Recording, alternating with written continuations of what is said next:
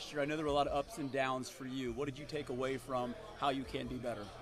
Just being consistent. I feel like that's the number one thing. No matter what you do in the professional job that you are doing, I just feel like being consistent is the number one thing. And I feel like that's one thing I lacked last year. Jermaine, would you say that one way to impress the coaches and your teammates is to start showing early on that you're changed, you're improving?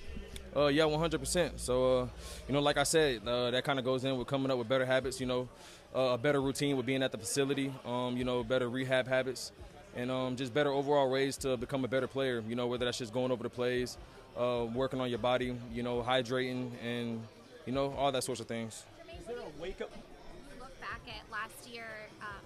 There were times where you had said, I'm trying to do this. What do you feel like was the turning point, or maybe like the click that you needed for it to actually do something where you may have changed your habits and you've been able to sustain what you've been trying to do?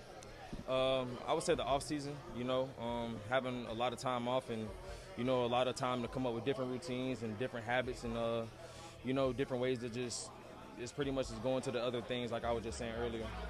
Who's been a mentor for you, Jermaine, even last year, just to say, all right, let's get things going the right direction and kind of encouraging you to be better as a man and as a football player?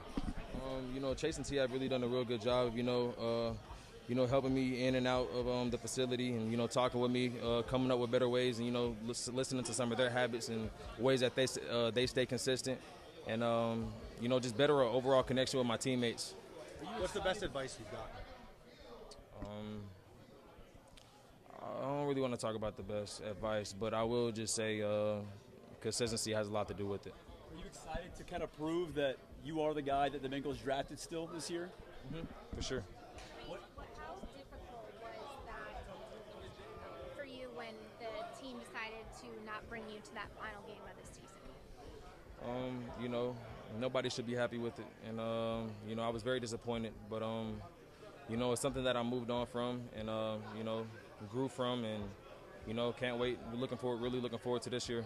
How much time did you take, Jermaine, this offseason so far to think about yourself, your future, and your dedication to what you want your career to be in the NFL? Day in and day out, sleepless nights, honestly.